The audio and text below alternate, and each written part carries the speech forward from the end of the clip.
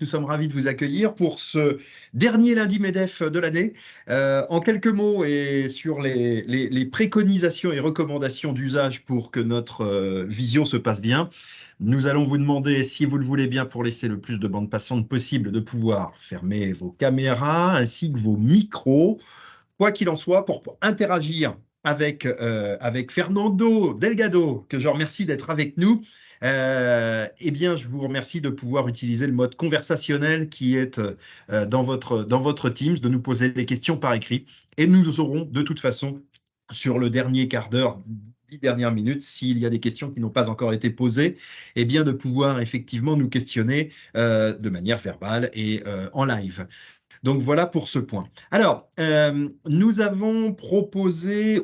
nous avons proposé effectivement une thématique sur l'export et en l'occurrence, comment penser à développer la commercialisation de vos produits ou de vos services à l'export, tout simplement parce que on ne va pas se mentir, et je pense que vous êtes très nombreux à le connaître, le but étant que nous positivions tout ce que je vais dire maintenant, à savoir que le tassement économique est maintenant une réalité, donc en l'occurrence, nous avons un constat très important qui est que les entreprises, et donc là vous avez sous les yeux des éléments qui nous ont été fournis sur le troisième trimestre 2023 comparé au troisième trimestre 2022, c'est que pour les éléments à lire des entreprises vendéennes, celles qui travaillent à l'export sont celles qui connaissent la meilleure progression de chiffre d'affaires entre les deux périodes que je viens d'exprimer.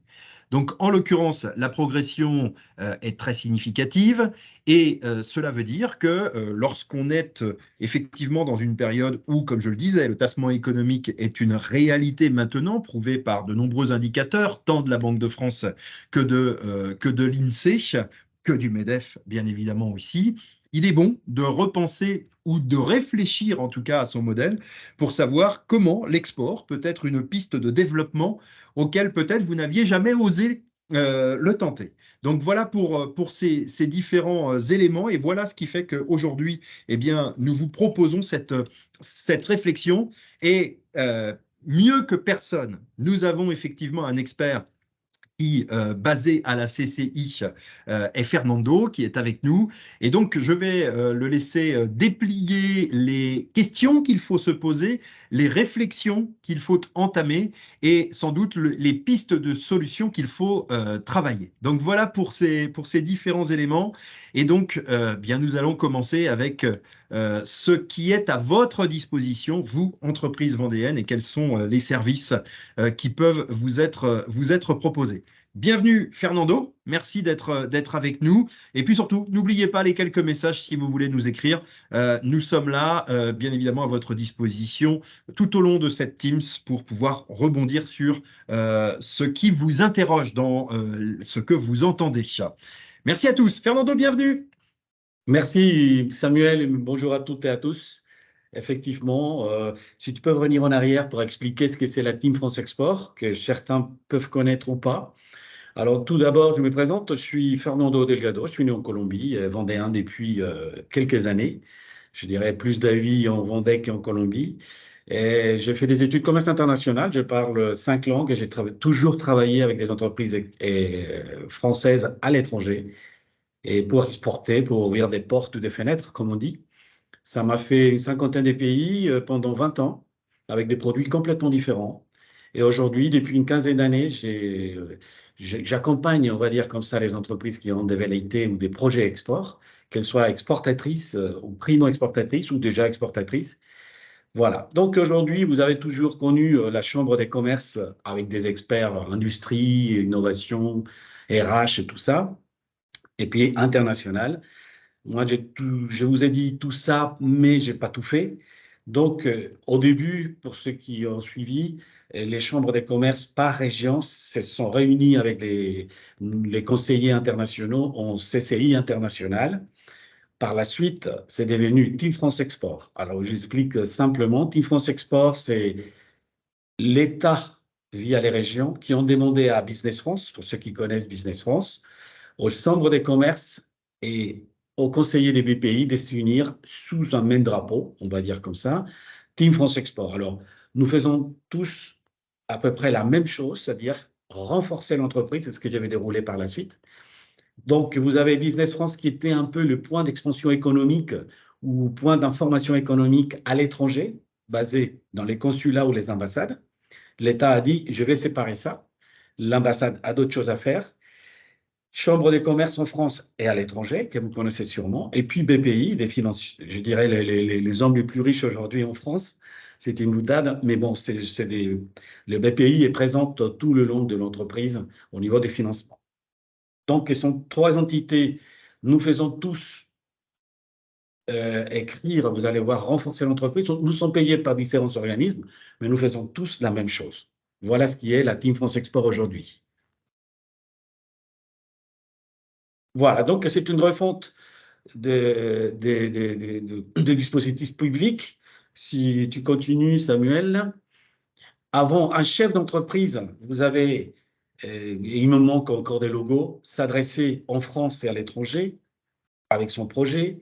Il allait même dans le pays toquer les portes de l'ambassade. Donc l'expert économique prenait la demande, mais ne lui donnait qu'un bout de la réponse.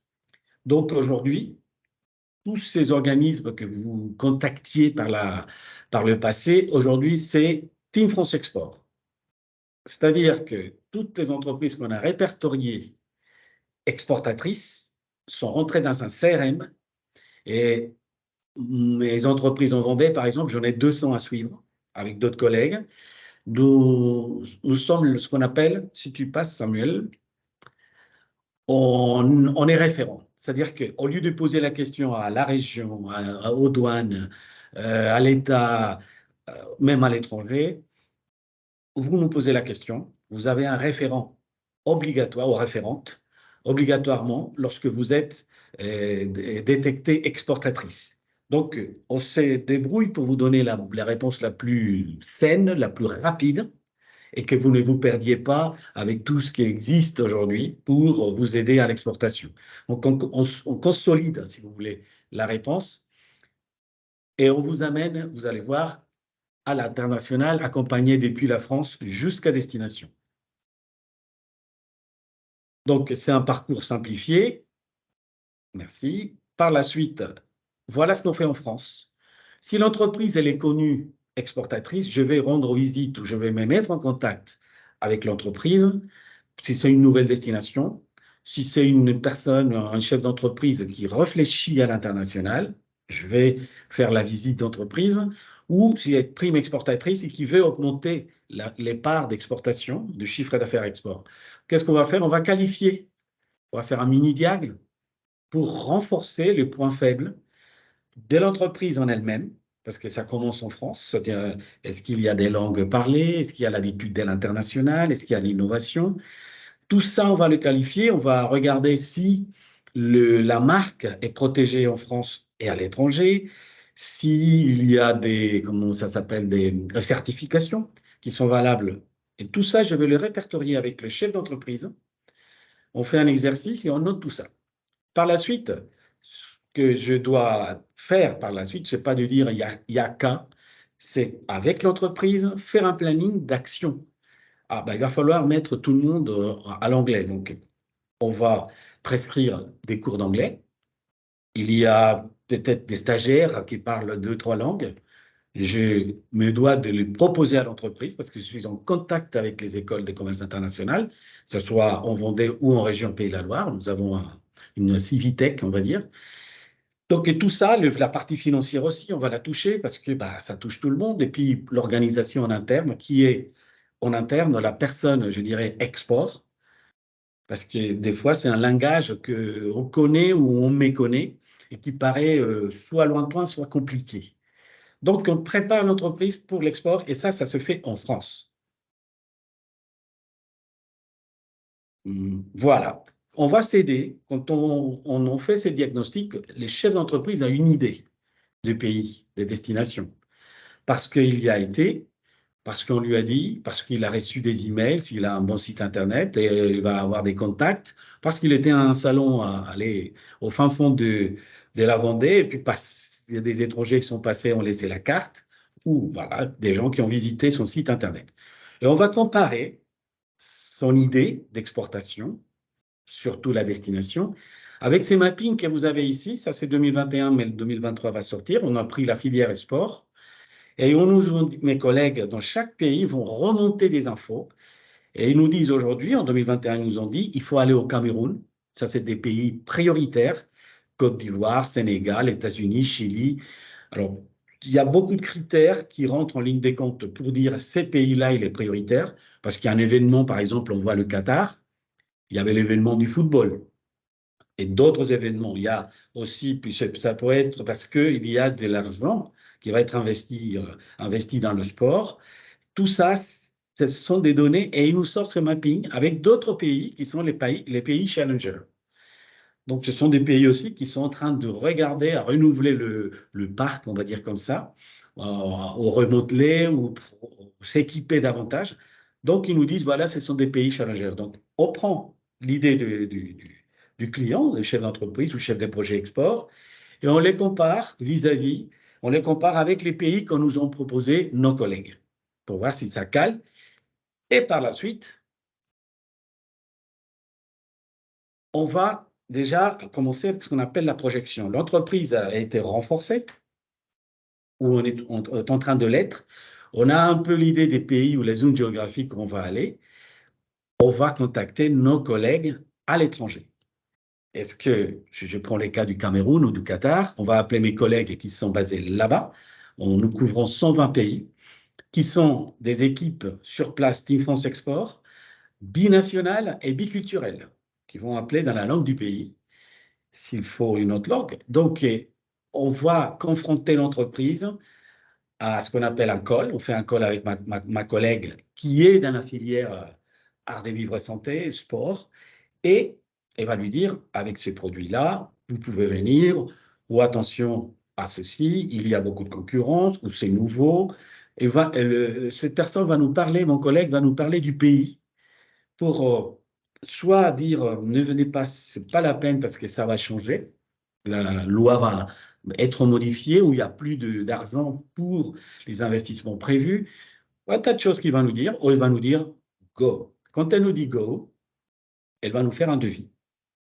Un devis avec un cahier des charges et un timing. Parce que je ne vous l'ai pas dit, mais nous sommes 250 en France et 750 à l'étranger sur les 120, sur les zones que nous couvrons. Donc, elle va nous dire, voilà, il y a le timing, voilà le coût, et puis on peut faire ça, ça, ça. Alors, je peux oser dire que nous sommes aujourd'hui de plus en plus des accélérateurs de la prospection. C'est-à-dire qu'on ne fait plus des rendus d'études des marchés à 200 pages qu'on finissait jamais. Et quand on finissait, le dollar ou la livre ou le yen avait changé au niveau du taux d'échange ou la politique du pays avait changé. Nous faisons un topo du secteur d'activité à traiter, quels sont les plus, le moins, quels sont les acteurs, les salons, et nous allons toquer les portes des cibles que l'entreprise veut toucher. Donc, c'est mes collègues sur place qui vont toquer les portes, qui vont présenter un PDF ou un site Internet dans la langue du pays ou traduite et provoquer au moins une rencontre, soit visio, soit en présentiel. C'est pour ça que je dis on est des accélérateurs. Il y a des entreprises qui mènent des fronts, 5 pays par exemple. Moi, j'étais commercial export, 5 pays, c'était du travail. Et ceux qui font même du commercial France, c'est du travail. Donc, ces 5 pays, on peut les programmer à différentes mois ou saisons pour dire, écoutez, faites-moi une étude là-bas. Et ils vont aussi faire de la même façon, toquer les portes pour provoquer le rendez-vous. Ou provoquer le rendez-vous soit en visio, soit le chef d'entreprise français va rencontrer ses prospects qui ont dit oui, ou lors d'un salon aussi. On marche du salon avant ou après. Le tout, c'est de créer le contact et après l'entreprise a elle-même de négocier parce que c'est elle qui connaît le produit, c'est elle qui connaît les marges, qui connaît tout ce qui entoure son produit ou le service. Donc, le tout, c'est de créer le courant d'affaires. Voilà la projection. D'abord, en France, on renforce et avec mes collègues à l'étranger, on fait la projection. et ce qu'on appelle la prospection des marchés ciblés. Voilà. Suite à ça, si tout ça a été bien fait, aujourd'hui, il y a une tendance que vous avez sûrement remarqué. Tous les pays veulent, comme on fait en France, faire de l'attractivité. Eux aussi, ils disent, écoutez, si vous vous implantez, je vous fais une remise des droits de douane, ou vous ne payez pas de taxes. Ou, comment on fait en France? Pareil, tout le monde fait pareil. Le monde entier fait pareil, avec les zones franches, par exemple. Donc, des fois, les entreprises sont, je ne dis pas obligées, mais si elles veulent maintenir le courant d'affaires qu'ils avaient développé en exportant depuis la France, des fois, on leur demande de vendre une partie du savoir-faire, donc et s'implanter dans le pays des destinations. Et pour cela, nous avons toute une équipe, Team France, avec les chambres des commerces aussi, qui ont des services style hébergement, domiciliation, des fois pour appliquer à des appels d'offres, ils font une domiciliation. La Chambre des commerces française dans le pays des destinations peut porter l'enveloppe à votre place. La distribution, le conseil juridique, financier, elles peuvent faire du portage salarial aussi. Donc voilà comment on complète. France, on prépare, on fait la projection, et puis si tout s'est bien fait et qu'il y a eu du succès, le point numéro 3, ce sont les partenaires qui sont les chambres des commerces, les autres sociétés privées, les banques, parce que je vous ai dit tout ça, mais nous n'avons pas d'argent à prêter, nous ne sommes pas juridiques, nous ne sommes pas comptables, parce que la comptabilité peut différer, que tout ça, c'est un accompagnement global qui s'est fait pour nos entreprises lorsque nous les prenons en main et on la projette à l'étranger. Voilà, donc en bleu, vous avez des pays où nous sommes physiquement implantés avec des bureaux, et puis il y a des pays en gris qui sont servis par le pays qui est juste à côté. Donc il y a des pays en Afrique, par exemple, le Sénégal, on a une équipe là-bas qui va servir aux pays qui sont autour. En Colombie, par exemple, ou en Argentine, on va servir le Pérou, l'Équateur. Et puis en Amérique centrale, vous avez les équipes entre la Colombie et le Mexique qui vont servir, ils vont faire le travail. On n'a pas l'implantation bureau, mais on a les services depuis le Mexique ou la Colombie. Donc, on a partagé l'industrie française en 4 grandes communautés. Pardon, 4 grands groupes avec des communautés. Comme je vous disais, on est 750 conseillers dans le monde, 250 en France. On a des étiquettes qui sont invisibles. Moi, ce qui me concerne, moi, je suis multiproduit. Par contre, quand vous voyez Agrotech, vous allez des produits de l'épicerie jusqu'à vin et spiritueux. Pour chaque ligne, vous avez en France ou à l'étranger, vous avez des spécialistes. Si je prends le vin, par exemple, on a des œnologues expérimentés qui sont basés, pas par hasard, hein, à Hong Kong, à New York et à San Francisco. Si c'est le luxe, ça sera, vous allez voir tout à l'heure, ce sont des spécialistes qui sont basés à Paris, bien sûr, Dubaï, Hong Kong et New York. Donc voilà, c'est pour tous ces pays, pour toutes ces lignes, vous avez entre 2 et 3 consultants, conseillers, pardon, que on travaille de façon croisée parce que comme on a des différentes entreprises avec des activités différentes et des destinations différentes, donc on croise tout ça. Mais ça, vous ne le voyez pas, les chefs d'entreprise ne le voient pas. Moi, ce que je dois faire, c'est arriver avec une réponse. Donc, c'est un réseau mondial avec Agrotech, la suite Tech et Services. C'est un digeste à lire, mais pour toutes ces lignes, vous avez des spécialistes que je consulte qui sont à l'étranger ou qui sont en France. Par la suite, nous avons Industrie et Clean Tech, idem, comme les autres 2 autres, et puis Art des Livres et Santé. Donc, quand je prends une entreprise, elle m'a dit, par son code APE, qu'elle est fabricante de boulons en acier. Et ces boulons peuvent être, il faut que je la qualifie en disant que ces boulons servent, par exemple, pour les lits de bébé. Donc, ça va être en art des vivres et santé, ça peut être l'avionique, ça peut être le naval, ça peut être le nautisme. Donc, il faut que je qualifie dans le CRM très l'entreprise parce que mes collègues, il y a un service spécialisé au niveau des événements, parce que vous avez entendu parler de Pavillon France. Donc, ils vont prendre les CRM, ils vont taper nautisme. J'ai besoin de boulons, donc ils vont faire tous les groupes d'entreprises qui correspondent à ces critères-là. Hein. Donc voilà où nous sommes dans les 4 grandes familles, nous sommes dans les 50 communautés sectorielles, nous avons des spécialistes métiers. Ça aussi, je ne vais pas dérouler, mais vous avez les principales offres pour nos entreprises selon le degré des développements export ou l'avancement du projet export.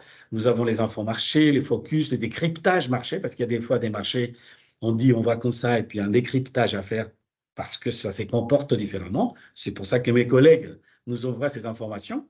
L'académie, les clubs export, e-export, nous avons des clubs partout en France.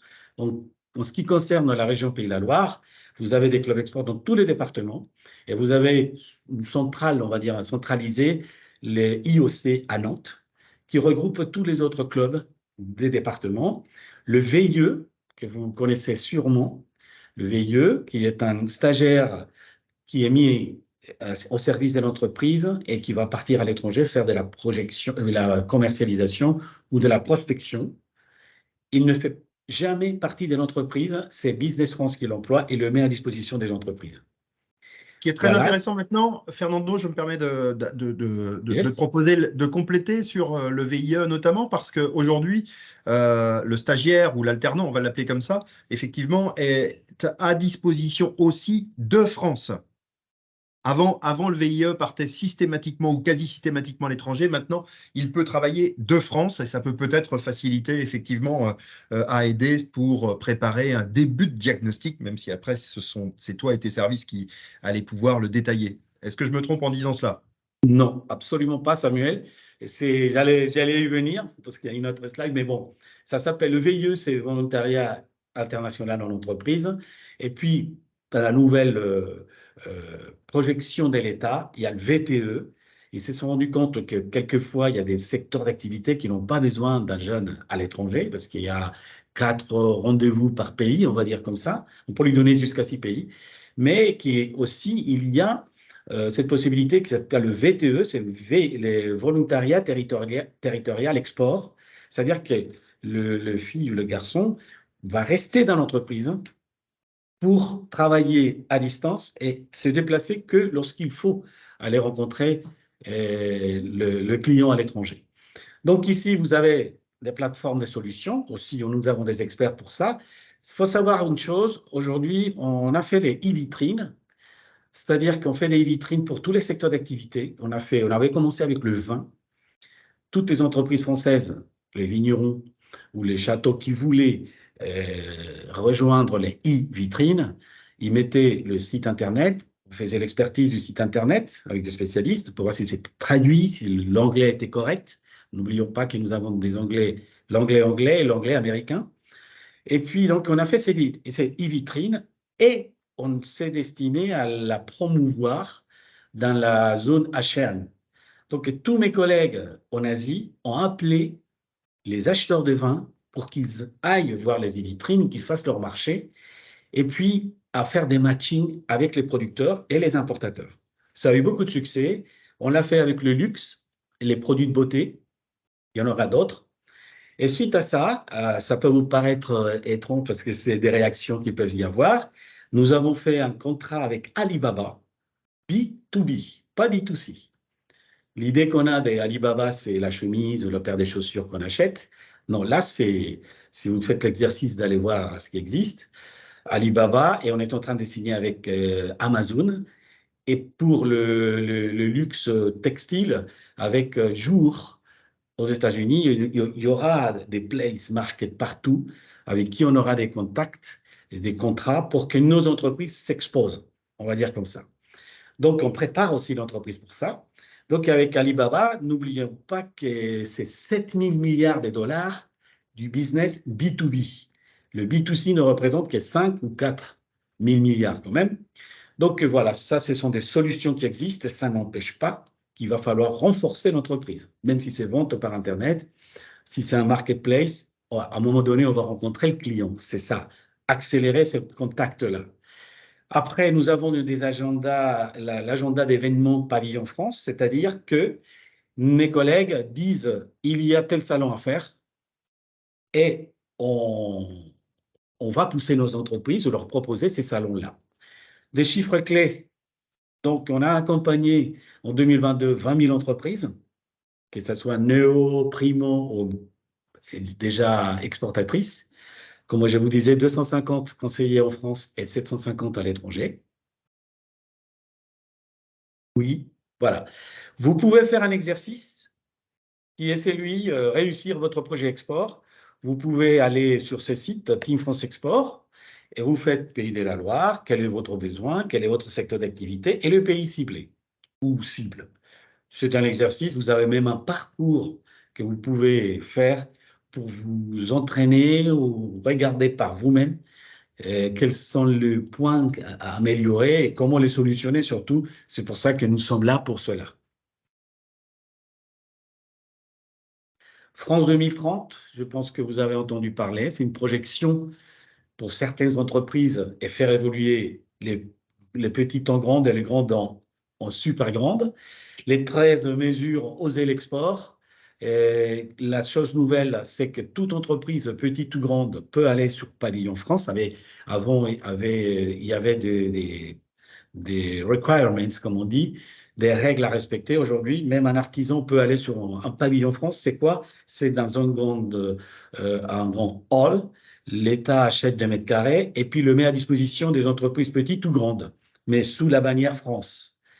Et là-dedans, dans ces Oser l'export, il y a ce que je vous disais tout à l'heure, et à juste titre, Samuel, le VTE, qui est tout à fait nouveau.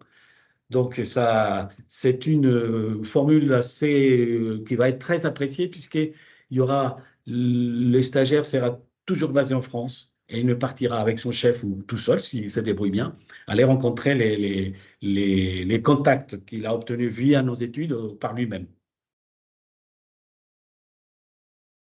Étincelle, qui est un programme d'accompagnement aussi, vous en avez entendu parler, et ce sont des entreprises pépites, on va dire comme ça, qui ont une progression d'après les critères de l'État, qui ont une projection et qui méritent d'être mieux accompagnées pour être renforcées dans des secteurs assez, comment dirais-je, niche, mais le tout, c'est d'accompagner l'entreprise. Oui, le MEDEF est très clairement porteur effectivement de cette initiative, hein, qui est une initiative certes gouvernementale. Et le but est, comme vient de le dire Fernando, c'est de pouvoir effectivement à la fois proposer à ces entreprises qui ont une taille d'aujourd'hui d'avoir une taille XL demain. Voilà, ça c'est le premier point. Et ça doit passer aussi, et il faut le dire, puisque c'est on va dire, un combat mené par le MEDEF également pour aider à ce que ces entreprises puissent grossir. Il y a une règle qui est en France pour que cela puisse se faire plus facilement, c'est la simplification. Et donc, la simplification administrative, bien évidemment. Et je trouve que par cet angle export que nous présente Fernando, c'est déjà un angle effectivement de facilitation et d'appui remarquable qui est fait par les CCI. Et donc, cet angle-là est aussi regardé, il est porté par le MEDEF pour qu'il y ait une simplification forte, puissante et facile afin effectivement de vraiment consolider l'entreprise dans son développement et sa croissance. Voilà, donc je voulais juste l'ajouter parce que c'est un angle parallèle. L'export est une facette très importante pour grossir. On a toujours l'exemple, et il faut pas avoir peur de se le dire, mais de rappeler effectivement le modèle allemand, hein, qui a bien évidemment des niveaux de capitaux propres qui sont généralement plus importants, avec aussi, et c'est une caractéristique, avec beaucoup d'entreprises familiales en Allemagne, eh bien, nous avons aussi ce parterre d'entreprises avec cette caractéristique et cette singularité de manière très puissante, puisque 75% des entreprises vendéennes sont familiales, ce qui veut dire que, voilà, elles ont des atouts qui sont indispensables, impérieux, pour pouvoir faciliter et se donner le plus de leviers possible pour se développer. L'angle export, pour faire et boucler la boucle, en est un angle parmi d'autres. Voilà, donc pour finir, après ce que vient de dire Samuel, nous sommes partout en France. Dans chaque département, vous avez un référent. Si vous êtes néo-exportateur, vous appelez la CCI parce que tous mes collègues sont basés dans les chambres des commerces, c'est plus simple. Et puis, il va vous donner, va vous parler du pays, on va dire comme ça, et de votre projet. Nous travaillons main dans la main avec BPI puisque l'objectif de préparer l'entreprise, hein, c'est lui dire il y a ça à faire, voilà les solutions et combien ça coûte. Et quand on arrive à combien ça coûte, nous avons donc la BPI qui, avec son assurance prospection, nous permet de plus en plus, et puis pour compléter ce qu'il disait Samuel, l'export c'est un levier, c'est-à-dire qu'aujourd'hui, l'assurance prospection, c'est une avance des caisses. On avance des caisses. Avant, on dépensait. Je l'ai vécu. On dépensait, puis on demandait les remboursements à la fin de la dépense, 1 ou 2 ans. Non, là, aujourd'hui, la trésorerie, avec un bon projet, c'est pour ça qu'on écrit le projet, pour que BPI comprenne bien ce que vous voulez faire, qu'on a des certitudes, des réussites. Donc, on va avoir BPI, voilà, nous avons besoin des 100 000, ils vont assurer à hauteur des 65%. Donc, une entreprise avec un budget des 100 000, elle va avoir 65 000 pour commencer ses dépenses des prospections.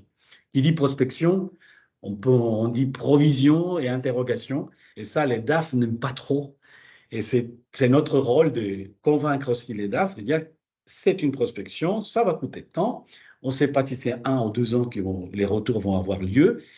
Bah, il y a 65% des couverts par l'assurance prospection qu'on ne rembourse que si on vend dans le pays qu'on a nommé. Si je prends 100 000 sur le Canada et les États-Unis, ils attendent que je fasse des ventes pour récupérer 10% à chaque fois.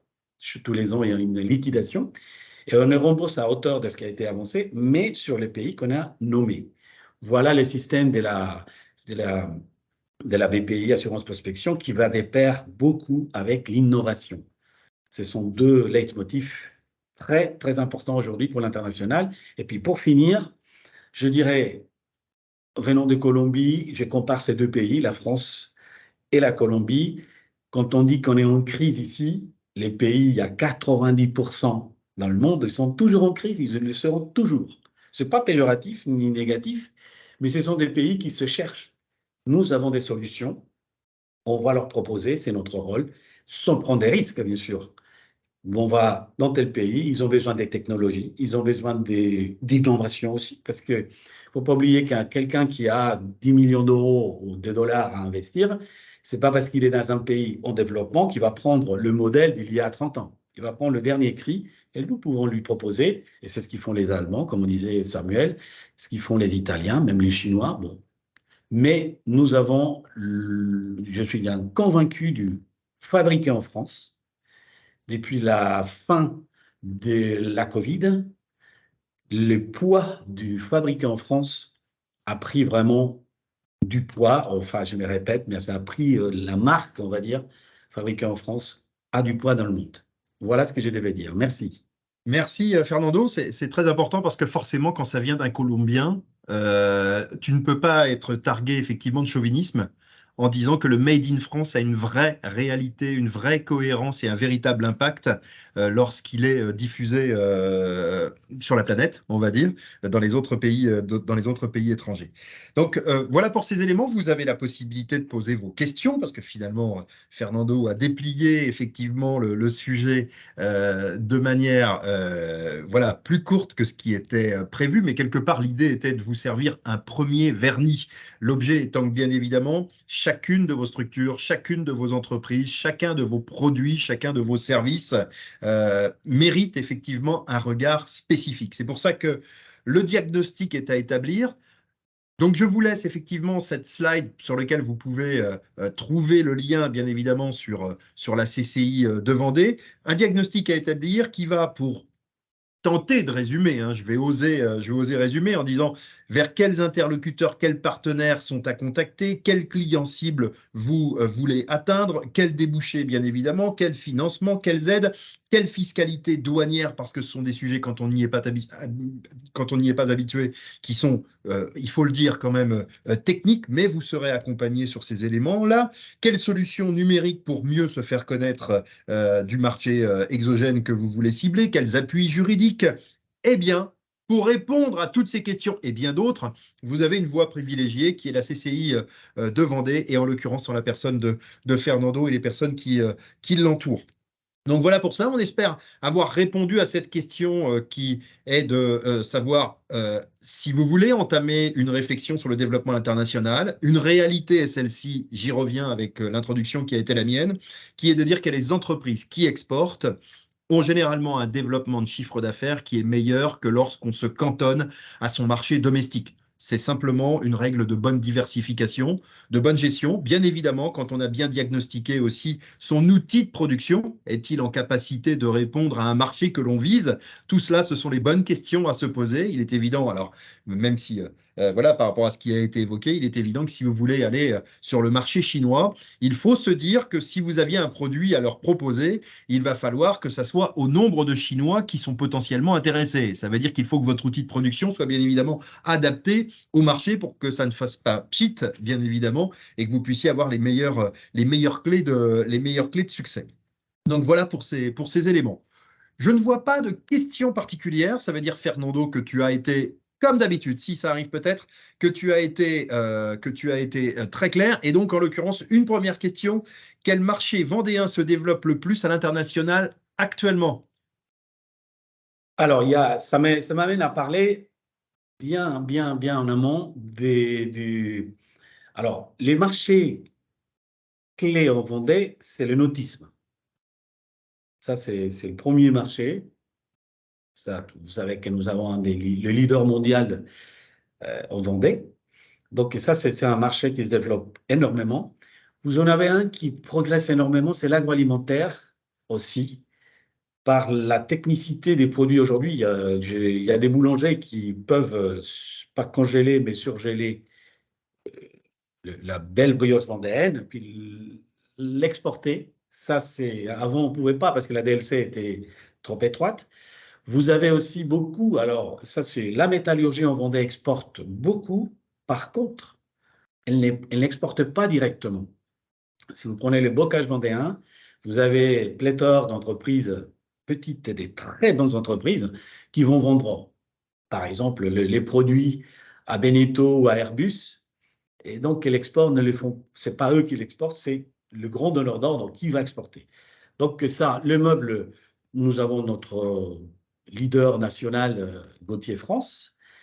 Par contre, d'autres entreprises, ça, par contre, ça a décru. Ça, c'est la caractéristique aujourd'hui. Donc, et puis beaucoup de machines. C'est-à-dire que nous poussons beaucoup les entreprises à formater une offre avec un produit fini. Un produit fini vous ouvre les portes, je ne dis pas du monde entier, mais c'est plus facile que quand on fait des produits en sous-traitance.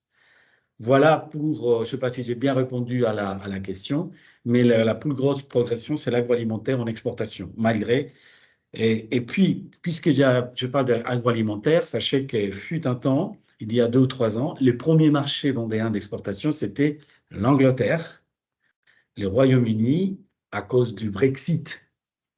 Bah, ça s'est tombé, c'est devenu l'Allemagne, notre premier partenaire, mais ils ne sont pas très loin, les gens du Royaume-Uni, par la proximité géographique. J'ose aussi parler de quelque chose qui va être aussi d'actualité. Entre les pays développés, c'est la responsabilité sociétale des entreprises, l'empreinte carbone. On va se titiller entre les puissances sur cette empreinte carbone, chose qui va se passer de façon moins dure avec les pays en développement, parce que ils ont besoin de de la technologie, ils polluent moins. Donc, ces calculs-là, ils le feront moins. Par contre, entre les pays développés, oui. Voilà. Nouvelle question. Merci, Fernando, pour ces premiers éléments de réponse. Sur les produits vendéens, comme tu viens de l'évoquer, est-ce qu'il y a des services vendéens qui s'exportent? Les Quels services, peuvent être? Oui, des services. Quels sont-ils? alors, c'est très souvent, vous avez la loco numérique, par exemple, où on réunit, la Roche-sur-Yon réunit des pépites. Donc, c'est des gens qui vendent surtout des services, mais des logiciels. Et vous avez des gens qui gèrent les forêts, hein. Et la forêt, ben, quel que soit le pays du monde, tout le monde essaye de la protéger. Vous avez beaucoup d'entreprises que vous avez entendu parler dans la presse qui s'exportent aujourd'hui. Alors, c'est une génération, ces services, puis oui, c'est une génération jeune, on va dire comme ça, qui est habituée à exporter, à voyager. Donc, vous avez des pépites qui sont plus à l'international qu'en France. Et la première chose qu'ils ont mis dans le budget pour le lancement de son entreprise, et puis pour capter des fonds ou des business angels, c'est de mettre l'export comme une option ou carrément comme une action. Merci. Autre question, selon toi, Fernando, quel est le principal obstacle pour une entreprise à développer à l'international? Est-ce que ça pourrait être, et ce sont des points d'interrogation qui sont posés, trouver le personnel adapté, le manque de temps, la capacité à adapter son produit ou son service? Quels sont les différents écueils qu'il faut réussir à outrepasser? Alors, je dirais aujourd'hui, euh, l'export commence en France, comme on dit, on prépare l'entreprise, mais en même temps et en parallèle, le plus important, c'est arriver chez le client, le chef d'entreprise, et lui dire, dans tel pays, il y a à 3 chiffres ça s'appelle une augmentation de consommation de ces produits-là. Ça déjà, on est déjà en projection.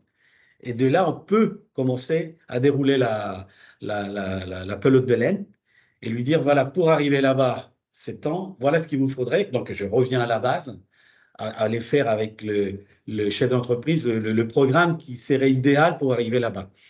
Alors, si je prends dans l'autre sens, je vais réfléchir. Le premier écueil qu'il y avait, c'était ça coûte. Aujourd'hui, on a la solution assurance prospection, avance des caisses pour prospecter. La prospection, je dirais, elle est minimisée, le risque est minimisé puisque nous avons nos collègues qui nous informent que ce produit a une entrée et les droits de douane vont baisser parce qu'ils en ont besoin. Bon, que le fabriqué en France est un gage de qualité, on réunit tout ça. Donc, tous ces écueils on se posait la question, aujourd'hui, on peut les limer, on va dire comme ça, ou avoir un début des réponses très saine, très, comment dirais, très solide, parce que spécialistes du métier et spécialistes du pays, ils vont nous dire, voilà, il y a les Allemands qui sont là. Bon. Moi, j'étais un partisan, j'avais toujours dans les produits que je vendais, j'avais des concurrents allemands, j'allais voir où ils allaient dans le salon, dans quel pays, et je me mettais à côté. Donc, non, non, ces écueils aujourd'hui, si on regarde, alors, un détail très important, on écrit le projet avec l'entreprise. Parce que quand on s'assoit à parler de l'export, aujourd'hui, vous pouvez envoyer vos glaces en Alaska ou en Patagonie. Il n'y a aucun problème pour ça. Par contre, quand on commence à regarder le temps que ça prendra, qui va le faire, quel salon, ça se passe un week-end, et qu'on commence à écrire tout ça, on commence déjà à donner, je dis pas une note négative, mais voilà la quantité de travail qu'il va falloir fournir. Et les solutions, on les trouve aujourd'hui. On les trouve si la volonté, point numéro un, c'est la volonté du chef des projets ou le patron de l'entreprise. S'il dit oui, on y go. C'est comme pour l'innovation. Si on veut innover, il faut dédier des fonds ou il faut dédier des personnes aussi pour innover. Et l'exportation, c'est exactement pareil. Je prends toujours un exemple, il ne faut pas réveiller le lion. Quand je dis ça, je veux par là dire que si je veux proposer un produit, il faut pas, il faut pas ne plus y retourner. Si les gars ou la personne est intéressée et que vous ne répondez pas à ce marché, il va faire la même chose que vous. Et c'est là la copie. On provoque des copies. Donc, quand on y va, c'est pour ça qu'on dit, il y a tant de personnes, voilà la conso. Moi, ce qui m'intéresse, c'est 10% par rapport à ma production. On arrive avec 10% de la quantité à vendre dans tel pays. Donc voilà les points importants sur lesquels on titille et on va taquiner les chefs d'entreprise avec ces questions-là pour qu'ils nous donnent une réponse. Autre question concernant les VTE dont tu as parlé, les volontaires directeurs territoriaux de l'export qui sont en entreprise donc et in situ et restant en France en entreprise pour accompagner. Quelle est la rémunération? Comment cela se fait surtout? Est-ce adapté pour une approche étude de marché et prospection téléphonique export? Voilà. Est-ce que tu as quelques exemples à nous donner? Alors, je reviens un peu en arrière. Le VIE, c'est à l'étranger. En région Pays de la Loire, lorsque le VIE qui est placé à l'étranger est à caractère commercial, on peut soumettre un dossier à la région qui prendra en charge les 12 premiers mois d'indemnité de ces VIE.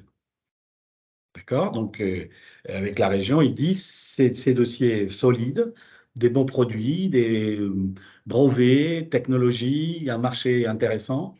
On lui présente le dossier. Ils se réunissent, 12 personnes, parmi les gens que vous voyez, Business France, la région, l'État, on s'est réunis, BPI, et puis ils se réunissent, ils disent, oui, on va donner de l'argent pour ces VIE. Ça, c'est le VIE, à la date d'aujourd'hui. Pour le VTE, je n'ai pas grand-chose à vous dire parce qu'on est en train de sortir les règlements. Je sais que la région va aider le VTE, même s'il reste en France. Et il va aider à quelle hauteur, je ne sais pas plus. Et puis les conditions générales sont, il y a une trame, mais qui va être peaufinée pour début 2024. Vous aurez l'information, Samuel, je t'enverrai tout ça pour que tu puisses diffuser à tes adhérents. Mais voilà, c'est deux choses, je dirais, intelligentes. Comme je vous disais tout à l'heure, un VIE à l'étranger, il faut qu'il ait des choses à faire. Si jamais c'est une niche et qu'il y a deux clients, on peut lui donner 6 pays maximum ou le faire en VTE, c'est depuis la France. Ça ne l'empêche pas de parler l'anglais, l'espagnol, l'allemand et des choses comme ça. Il faut qu'il soit au niveau linguistique pour faciliter la chose, la communication, qu'il soit trilingue ou bilingue, mais il va être basé en France. Donc, je n'ai pas trop d'informations pour le moment, mais ça va sortir. La région est en train de préparer la réglementation. Si on veut préciser, ça va sortir quand à peu près? En tout Alors, cas, peut-être essayer de dater les choses? oui, alors, les dernières informations que j'ai eues, c'est à partir de mi-janvier, on aura la réglementation pour, euh, pour ces VTE. Il faut savoir qu'il y a un Zoom que certains d'entre vous ont pu recevoir avec toutes les aides régionales. Vous avez des aides pour les salons, les mètres carrés. Vous avez les aides pour les études des marchés en question, jusqu'à 40%. Vous avez des aides si vous embauchez une personne pour la première fois pour faire la démarche commerciale, un commercial export, basé en France, bien sûr. Bon, les aides pour les VIE, VTE, ça va venir.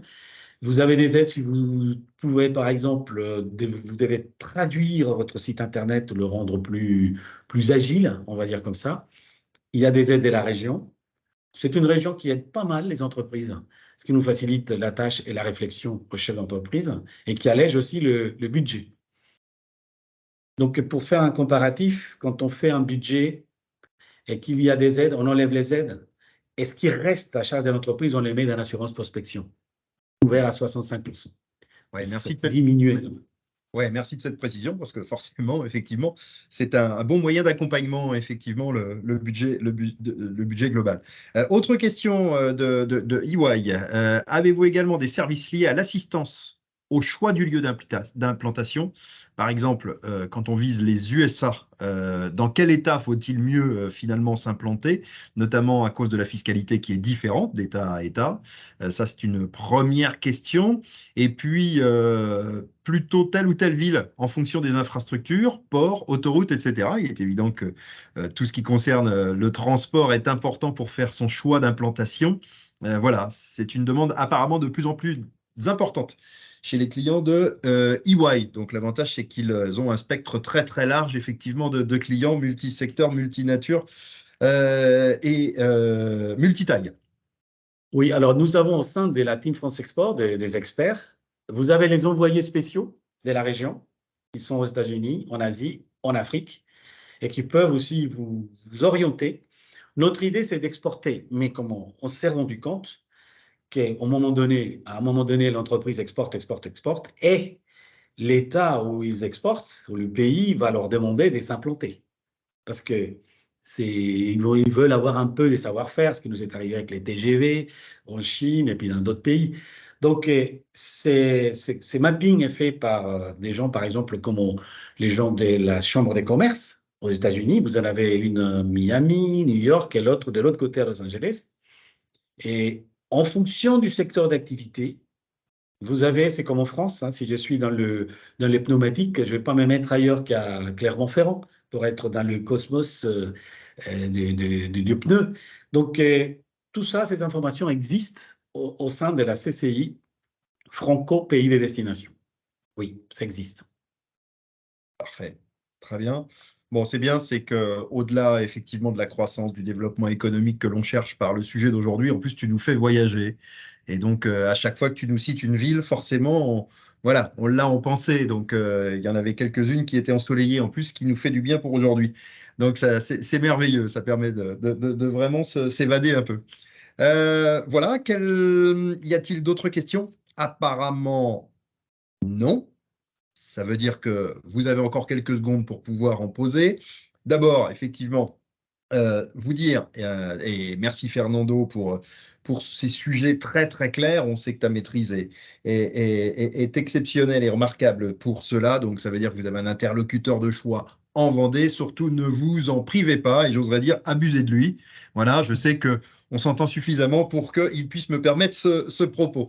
Voilà, donc voilà, sur ce premier point. Deuxième point, donc effectivement, vous n'hésitez pas, pour ceux qui voudraient avoir quelques infos complémentaires autrement que contacter Fernando à la CCI, eh bien, de pouvoir proposer aussi à votre entourage à qui ça pourrait intéresser de revisionner cette visioconférence. En l'occurrence, sur MEDEF Vendée YouTube, sur notre chaîne YouTube, vous pouvez revisionner ce qui vient de se dire. Ça, c'est le premier point.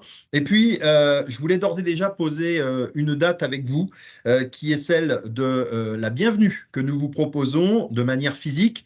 Là aussi, je parle encore de la CCI puisque nos locaux MEDEF sont à la CCI et donc nous vous souhaiterons nos voeux. Nous souhaiterons les vœux à tous les acteurs du monde économique le vendredi 5 janvier 2024 à partir de 8 heures. On le fait en matinale parce que cela permettra à chacun ensuite d'aller vaquer à ses autres occupations et de commencer l'année comme il faut. Mais en l'occurrence, on vous invite, vous êtes les bienvenus pour venir nous rejoindre ici à la CCI et un petit déjeuner version XXL, comme nous vous le proposons, de 8h à 11h. Et en l'occurrence, au-delà de vous présenter le programme 2024 de tous les sujets que nous traiterons au MEDEF sur la prochaine année, eh bien, nous aurons un point d'orgue à ces vœux avec une stratégie d'ancrage à mettre en place. Pour commencer une nouvelle année, rien de mieux que d'essayer de poser effectivement les meilleurs jalons qui vont permettre d'éclaircir au mieux et positivement l'année qui viendra.